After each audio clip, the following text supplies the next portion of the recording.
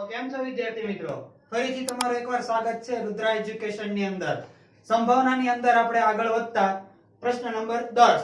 તો ભૂરા રકમ વાંચતો. પ્રશ્ન નંબર 10 ની એક ગલ્લામાં 50 પૈસાના 100 સિક્કા છે. ગલ્લો છે, ગલ્લા ભેગા કરતો ને પૈસા પેલા બહુ હતું. સાહેબ મેં ભેગા કીધા હો. હા એમ ઈ એવો ગલ્લાની જ વાત આવી છે અહીંયા. અંદર 50 પૈસા એટલે કે આઠાના કેટલા સિક્કા છે? 50 પૈસાના કેટલા સિક્કા? તો કે 100 સિક્કા. પછી 1 રૂપિયાના 50 સિક્કા છે. હા, 1 રૂપિયાના 50 સિક્કા. પછી 2 રૂપિયાના 20 સિક્કા. 2 રૂપિયાના 20 સિક્કા. અને 5 રૂપિયાના 10 સિક્કા છે. અને 5 રૂપિયાના કેટલા સિક્કા છે આપણી પાસે? 10. હવે તે ગલ્લાની અંદર કેટલા રૂપિયા નાખેલા છે? તો પહેલા તો આપણે ઈ શોધી લેવાના કે અંદર કુલ કેટલા સિક્કા છે.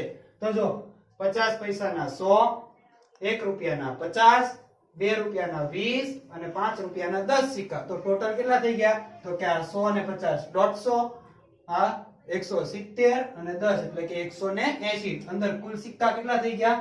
તો કે ગલ્લાની અંદર કુલ સિક્કા બરાબર 180. એટલે કે આ કુલ સિક્કા એ શું થઈ ગયો? આપણા કુલ પરિણામ થઈ જશે. શું થઈ ગયું? કુલ પરિણામ. બરાબર. સંભાવના શેની શોધવાની કીધી આપણને? 50 પૈસાનો સિક્કો બહાર નીકળે એની સંભાવના કેટલી? હવે આ ઊંધો કરતો ને ગલ્લો, તું નાનો હતો ને તો એ ખબર છે, આમ ઊંધો કરીને આમ ખકડાવતો, બરાબર, અંદરથી પછી એક સિક્કો પડે. હવે ઈ સિક્કો આ 180 સિક્કામાંથી એક 50 પૈસાનો સિક્કો પડે એની સંભાવના શોધવાની છે. તો જો આપણે લખીએ કે 50 પૈસાનો સિક્કો પડે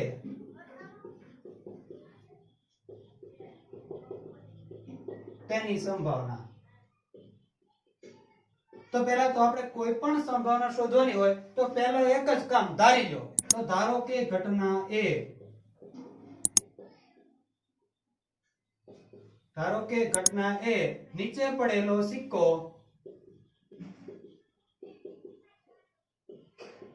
50 પૈસાનો હોય. તો હવે ઘટના A ની સંભાવના એટલે કે P of A. તો નીચે પડેલો સિક્કો, હવે આપણે પહેલા સૂત્ર લખી દઈએ. તો શું આવશે? એક જ સૂત્ર આપણું, શક્ય પરિણામ છેદમાં કુલ પરિણામ. તો 50 પૈસાના સિક્કાના પરિણામ કેટલા છે આપણી પાસે? તો 50 પૈસાના કુલ કેટલા સિક્કા? 100. બરાબર. અને કુલ પરિણામ એટલે કે ગલ્લાની અંદર કુલ કેટલા સિક્કા છે આપણી પાસે? 180. તો છેદ ઉડાડી દે તો 0 0 કેન્સલ. તો શું વધ્યું? 10 ના છેદમાં 18. હવે છેદ ઉડે ભૂરા? હા સાહેબ ઉડે ને. કેમ ઉડે કે? તો 5 દુ 10. હા, 5 દુ 10 અને નીચે 9 દુ 18. 9 દુ 18 એટલે પાછા બે બે કેન્સલ થઈ જશે. હવે ઉડે? હવે નો ઉડે સાહેબ. શું આવશે આપણો જવાબ? તો કે 5 ના છેદમાં 9. તો આ આપણી શું બની જશે? 50 પૈસાનો સિક્કો પડે એની સંભાવના. બીજું કઈ કીધું છે? હા સાહેબ બીજું 5 નો સિક્કો નહીં આવવાની સંભાવના કેટલી? ઓહો, 5 નો સિક્કો નહીં આવે તેની સંભાવના. તો જાણવું પડશે. તો કે 5 નો સિક્કો નહીં આવવાની સંભાવના. તો કોમન સેન્સ વાપરવાની. જો 5 નો સિક્કો ન આવે તો બીજા કયા કયા સિક્કા આવે? કાં તો 50 પૈસાનો હોય, કાં તો 1 રૂપિયાનો હોય અને કાં તો 2 રૂપિયાનો હશે. બરાબર. તો હવે 5 નો સિક્કો ન આવે તો 180 માંથી આ 10 સિક્કા નથી આવતા. તો કેટલામાંથી આવશે? હવે 170 માંથી આવશે. કેમ કે આપણે ખબર પડી ગઈ કે આ 10 સિક્કા તો હવે આવવાના નથી. એ તો આપણને કહી દીધું છે. તો જો ડાયરેક્ટ લખી દઈએ કે ધારો કે ઘટના B એ 5 નો સિક્કો નહીં આવવાની સંભાવના. બરાબર. તો P of B. તો જો 5 નો સિક્કો ન આવતો હોય તો બીજા કયા સિક્કા આવતા હોય? તો કે આ ટોટલ સિક્કા આવતા હોય એટલે કે 100, 50 અને 20 એમાંથી આવશે. તો કુલ કેટલા સિક્કા થઈ ગયા? એટલે કે શક્ય પરિણામ છેદમાં કુલ પરિણામ. આ એક સૂત્ર આપણે લખી જ દેવાનું દર વખતે સંભાવનાની અંદર. બરાબર. તો શક્ય પરિણામ એટલે કે 5 નો સિક્કો ન હોય તો બીજા કેટલા સિક્કા હોય? આ 170. અને કુલ પરિણામ આપણી પાસે કેટલા છે? 180. તો 0 કેન્સલ કરી દો તો 17 ના છેદમાં 18 કે 5 નો સિક્કો ન આવવાની સંભાવના મળી જશે આપણને. પ્રશ્ન નંબર 12 તકતી એક રમતના ગોળ ફરતું એક તીર હોય છે. તે 1 2 3 4 5 6 7 8 માંથી કોઈ એક સંખ્યા પાસે નિર્દેશ કરતું અટકે છે અને આ સમસંભાવી પરિણામો છે. તો પહેલું, તે 8 તરફ નિર્દેશ કરે તેની સંભાવના કેટલી? ઓકે, હવે શું કીધું? એક તકતી એટલે કે વર્તુળાકાર તકતી આપણે તો દેખાય છે એ પ્રમાણે આપેલી છે, બરાબર? એમાં એક તીર આપેલું છે. જો આપણને હવે ઈ કોઈ પણ એક નંબર ઉપર નિર્દેશ કરે છે, એટલે કે તકતી આખી આમ ફેરવશું એટલે ફિક્સ કોઈ એક નંબર ઉપર તીર આવી જશે. આ ઘટના કેવી છે? સમસંભાવી ઘટના છે. એટલે કે સમસંભાવી એટલે કેવી ઘટના? તો કે જે ઘટના બનશે એ ફિક્સ છે, એને સમસંભાવી ઘટના કહી શકાય આપણે, બરાબર? એટલે કે જે બનવાની જ છે. હવે એમાં આપણને અમુક સંભાવના શોધવાની કીધી છે. પૂરા શેની સંભાવના શોધવાની કીધી છે? 8 તરફ નિર્દેશ કરે તેની સંભાવના કેટલી? 8 તરફ નિર્દેશ કરે. હવે એની અંદર પહેલા તો જો લખીએ 8 તરફ નિર્દેશ કરે તેની સંભાવના, બરાબર? તો ટોટલ તકતીની અંદર જો તો કેટલા અંક છે? 1 થી લઈને 8 સુધીના અંક છે. હવે એમાં 8 કેટલી વખત છે? એક જ વખત છે. તો પહેલા તો 1 થી 8 અંક છે એટલે આપણી પાસે કુલ પરિણામ કેટલા મળી ગયા? તો કે કુલ પરિણામ આપણા થઈ ગયા 8, કેમ કે 1 થી લઈને ક્યાં સુધીના અંક છે? 8 અંક છે. હવે એમાંથી 8 તરફ નિર્દેશ કરે એટલે કે 1 થી 8 માં આપણને 8 કેટલી વાર છે? એક વાર. તો ધારો કે ઘટના A બરાબર 8 તરફ નિર્દેશ કરે, બરાબર? તો સંભાવના લખીએ P of A બરાબર શક્ય પરિણામ છેદમાં કુલ પરિણામ, બરાબર? તો જો 8 તરફ નિર્દેશ કરે એટલે કે 1 થી 8 માં 8 કેટલી વખત આવેલા હોય? એક વખત જ. અને કુલ પરિણામ આપણી પાસે કેટલા છે? 8. તો આ 8 તરફ નિર્દેશ કરે તેની સંભાવના થઈ ગઈ. બીજી શું કીધી છે પૂરા? અયુગ્મ સંખ્યા તરફ નિર્દેશ કરે તેની સંભાવના કેટલી? અયુગ્મ સંખ્યા. હવે તો પહેલો તો આ લોચા વાળો કે યુગ્મ અને અયુગ્મ આવે એટલે માથું પાકે. તને ખબર છે પૂરા અયુગ્મ એટલે કઈ ને યુગ્મ એટલે કઈ? નહીં સાહેબ, મને નથી ખબર. કા કન્ફ્યુઝ થાય છે ને જી? થોડુંક થાય છે. હા, અયુગ્મ સંખ્યા તરફ નિર્દેશ. તો એના માટે યાદ રાખવાની ટ્રીક છે પૂરા. અયુગ્મ સંખ્યા એટલે કે અહીં લખું છું અયુગ્મ સંખ્યા અને યુગ્મ સંખ્યા. આપણે ખાલી એક અક્ષર યાદ રાખવાનો, અજગરનો અ. અયુગ્મ સંખ્યા એટલે કઈ સંખ્યા? તો કે એકી સંખ્યા, બરાબર? શું યાદ રાખવાનું કીધું તું મેં? અજગરનો અ. અ આવે એટલે કઈ સંખ્યા હોય? એકી સંખ્યા હોય. અને યુગ્મ સંખ્યા એટલે ઓટોમેટિક કેવી સંખ્યા થઈ જશે? બેકી સંખ્યા થઈ જશે. સમજાઈ ગયું આ? તો જો અયુગ્મમાં કયો અક્ષર આવશે? અ. અને એકી સંખ્યામાં પણ અ. એટલે અ યાદ રાખવાનો, બરાબર? એટલે અયુગ્મ સંખ્યા એટલે કેવી સંખ્યા થઈ ગઈ? એકી સંખ્યા. હવે આપણે જોઈએ કે 1 થી લઈ અને 8 સુધીમાં અયુગ્મ સંખ્યા કેટલી કેટલી હશે? તો જો પહેલા ધારી લઈએ. તો ધારો કે ઘટના B બરાબર અયુગ્મ સંખ્યા તરફ નિર્દેશ થાય, બરાબર? તો હવે તો 1 થી 8 માં અયુગ્મ સંખ્યા કઈ કઈ આવે? એટલે કે તેના પરિણામ નિર્દેશ કરે તેના પરિણામ પણ લખી દઈએ.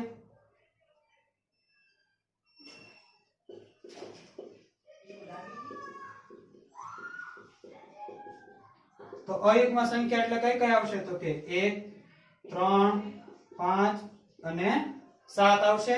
જે કેવી? અયુગ્મ સંખ્યા એટલે કે એકી સંખ્યા થઈ ગઈ. સૂત્ર લખીએ તો કે P of B બરાબર શક્ય પરિણામ છેદમાં કુલ પરિણામ. તો શક્ય પરિણામ એટલે કે કેટલા છે આપણી પાસે પરિણામ ટોટલ એવા અયુગ્મ સંખ્યાના? 4. તો કે 4. અને કુલ પરિણામ કેટલા છે આપણી પાસે? 8. તો કે 4 ના છેદમાં 8. એટલે છેદ ઉડાડીએ એટલે 4 દુ 8 એટલે કેટલા થશે? 1 ના છેદમાં 2. ઈ પછી કઈ કીધું છે પૂરા જોતો? હા સાહેબ, શું કીધું? 2 કરતા મોટી સંખ્યા તરફ નિર્દેશ કરે તેની સંભાવના કેટલી? 2 કરતા કેવી? મોટી, બરાબર? તો પછી જોઈએ તો જો 2 કરતા મોટી સંખ્યા તરફ નિર્દેશ થાય તો એને નવી ઘટના ધારી લઈએ તો કે ધારો કે ઘટના સી બરાબર 2 કરતા કેવી સંખ્યા હોય 2 કરતા મોટી સંખ્યાના પરિણામ હોય તેના પરિણામ લખી દઈએ તો 2 કરતા 1 થી 8 સુધીમાં કઈ સંખ્યા હશે તો કે 2 કરતા મોટા કયા કયા હોય 3 4 5 6 7 અને 8 1 થી 8 માં એટલે કે તકતીની અંદર આપણને જોઈ છે તો એટલી સંખ્યા કેવી હશે 2 કરતા મોટી હશે બરાબર તો એટલે કે P of C એટલે કે શક્ય પરિણામ છેદમાં કુલ પરિણામ તો 2 કરતા મોટી સંખ્યાના પરિણામ કેટલા છે તો કે 1 2 3 4 5 6 એટલે કે P of C બરાબર 6 ના છેદમાં 8 છેદ ઉડાડીએ તો 3 દુ 6 અને 4 દુ 8 2 કેન્સલ તો કેટલો જવાબ આવી જશે 3 ના છેદમાં 4 પછી કઈ કીધું પૂરા હા સાહેબ બોલો 9 કરતા નાની સંખ્યા હોય તેની સંભાવના 9 કરતા નાની સંખ્યા 9 કરતા નાની સંખ્યા હવે આપણને કેટલી સંખ્યા આપેલી છે 1 થી તે 8 સુધીની આપેલી છે તો એ બધી 9 કરતા નાની થાય થશે ને બરાબર તો બધી સંખ્યા 9 કરતા નાની થાય તો તકતી આપણે ગમે તે રીતે ફેરવશું 9 કરતા નાની સંખ્યા જ આવશે બધી બરાબર તો જો ધારી લઈએ નવી ઘટના તો ધારો કે ઘટના ડી બરાબર 9 કરતા નાની સંખ્યા હોય તેના પરિણામ લખી દઈએ તેના પરિણામ તો કે તેના 9 કરતા નાની સંખ્યા હોય એટલે 1 થી 8 બધી સંખ્યા આવી જશે એટલે 1 2 3 4 5 6 7 અને 8 બરાબર હવે એની સંભાવના શોધી લઈએ તો સંભાવના જો આ બાજુ લઈએ આપણે તો કે P of D બરાબર શક્ય પરિણામ છેદમાં કુલ પરિણામ તો શક્ય પરિણામ એટલે કે 9 કરતા નાની સંખ્યાના પરિણામ કેટલા છે આપણી પાસે ટોટલ 8 અને કુલ પરિણામ પણ કેટલા છે આપણી પાસે 8 તો છેદ ઉડાડો તો P of D બરાબર કેટલા થઈ જશે 1 તો એની સંભાવના કેટલી થશે 1 એક બીજી રીતે આ ચોક્કસ ઘટના પણ થઈ ગઈ કેમ કે બધી સંખ્યા કેવી છે 9 કરતા નાની એટલે એની સંભાવના પણ કેટલી થઈ જશે 1 પ્રશ્ન નંબર 13 પાસાને એકવાર ફેંકવામાં આવે છે બરાબર હવે જો આ વસ્તુ એક નવી આવી કે એકવાર ફેંકવાનો બે વાર ફેંકવાનો અથવા તો બે પાસાને એક સાથે ફેંકવાના બરાબર આ એક વસ્તુ સમજી લેવાનું છે આપણે કેવી રીતે લેશું આ તો કે જો થોડીક વાર દાખલા માટે આપણે ખમીએ પહેલા આ વસ્તુ સમજી લઈએ કે પાસાને જો એકવાર ફેંકવામાં આવે એકવાર જો ઉછાળવામાં આવે તો કુલ કેટલી ઘટના મળે આપણને 6 ઘટના મળે બરાબર હવે જો એના એ જ પાસાને બે વખત ફેંકવામાં આવે કેટલી વાર બે વાર જો ઉછાળવામાં આવે તો કુલ કેટલી ઘટના મળે તો 6 ની 2 ઘાત એટલે કે કેટલા 36 ઘટના મળે બરાબર હવે આમ નો આવે શું કે તો કે બે પાસા એક સાથે ઉછાળવામાં આવે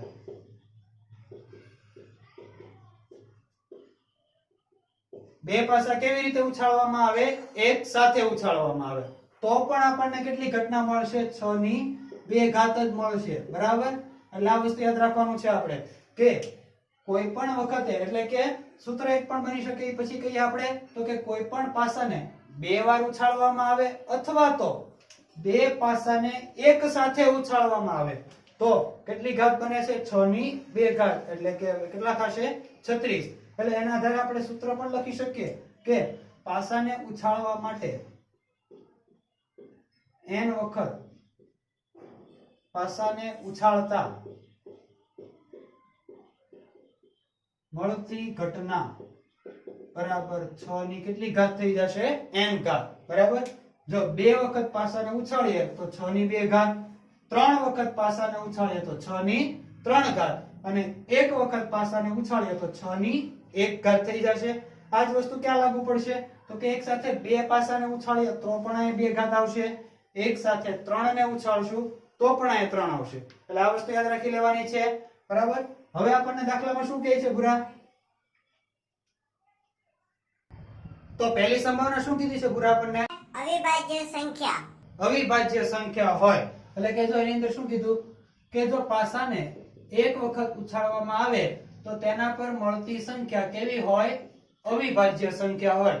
હવે પાસાને એક વખત ઉછાળો એટલે આપણને કુલ પરિણામ મળી ગયા. તો કુલ પરિણામ કેટલા થઈ જશે આપડા? તો કે 6. બરાબર. તો અવિભાજ્ય સંખ્યા કઈ કઈ હોય પૂરા ખબર છે કે? નહીં સાહેબ, એ નથી ખબર. તો જો અવિભાજ્ય સંખ્યા એટલે એવી સંખ્યા કે જેના ભાગ ન પડે. બરાબર. એટલે કે ઈ સંખ્યાના ભાગ પડે તો કોની હારે પડે? તો કે 2 એકા 2, 3 એકા 3, 5 એકા 5 એવી બધી સંખ્યાના જે ભાગ પડે એ કેવી સંખ્યા કહેવાય? અવિભાજ્ય સંખ્યા કહેવાય. બરાબર. તો ધારી લઈએ તો ધારો કે ઘટના એ અવિભાજ્ય સંખ્યા મળે. સંખ્યા હોય તેના પરિણામ લખી દઈએ. તો તેના પરિણામ કયા કયા આવી શકે? તો તેના પરિણામ તો 1 થી 6 ની અંદર અવિભાજ્ય સંખ્યા કઈ કઈ હોય? તો કે 2, 3 અને 5. બરાબર. તો એની સંભાવના શોધીએ એટલે કે P of A. બરાબર. તો શક્ય પરિણામ છેદમાં કુલ પરિણામ. તો શક્ય પરિણામ કેટલા થઈ જશે આપડા? તો ટોટલ કેટલા પરિણામ છે આપણી પાસે? 3. તો 3 ના છેદમાં 6 એટલે કે એની સંભાવના કેટલી મળી જશે આપણને? 1 ના છેદમાં 2. બરાબર. બીજી કઈ પૂછી છે પૂરા? હા, 2 અને 6 ની વચ્ચેની સંખ્યા. 2 અને 6 ની વચ્ચેની સંખ્યા. જો 2 અને 6 ની વચ્ચેની સંખ્યા કીધી. તો જો ખાસ સમજવાનું છે આમાં 2 અને 6 ની વચ્ચે.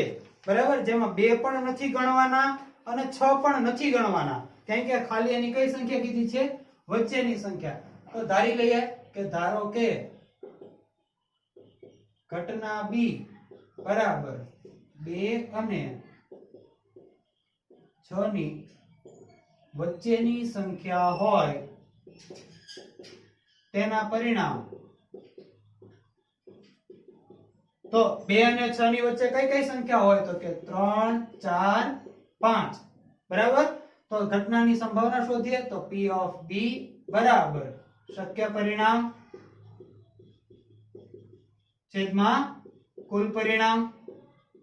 તો શક્ય પરિણામ કેટલા છે આપણી પાસે? 2 અને 6 ની વચ્ચેની સંખ્યાના ટોટલ 3 પરિણામ છે. તો 3 ના છેદમાં 6 એટલે કે એમાં પણ જવાબ શું આવશે આપણો? 1 ના છેદમાં 2. બરાબર. ત્યારબાદ ત્રીજી કીધી છે પૂરા? અયુગ્મ સંખ્યાની સંભાવના. અયુગ્મ. તો અયુગ્મ એવું પૂરા હવે ખબર હોવી જોઈએ. અયુગ્મ સંખ્યા એટલે કેવી સંખ્યા? એકી સંખ્યા. કેમ ખબર પડી ગઈ? કારણ કે અ એટલે અજગરનો અ અને એકીનો એ. હા, એટલે કે આપણે શું યાદ રાખેલું છે? અ એટલે અયુગ્મ સંખ્યા એટલે કેવી સંખ્યા? એકી સંખ્યા. તો ધારો કે ઘટના C એ અયુગ્મ સંખ્યા હોય તેના પરિણામ. તો 1 થી 6 સુધીમાં એકી સંખ્યા કઈ કઈ આવે? તો કે 1, 3 અને 5. આ 3 સંખ્યા જ હોય છે એકી. બરાબર. તો જોઈએ તો એની સંભાવના શોધીએ એટલે કે P of C બરાબર શક્ય પરિણામ છેદમાં કુલ પરિણામ. બરાબર. તો શક્ય પરિણામ કેટલા થઈ ગયા છે આપણી પાસે? ટોટલ 3 થઈ ગયા છે. તો 3/6 એટલે એમાં પણ કેટલો જવાબ આવશે આપણો? 1/2.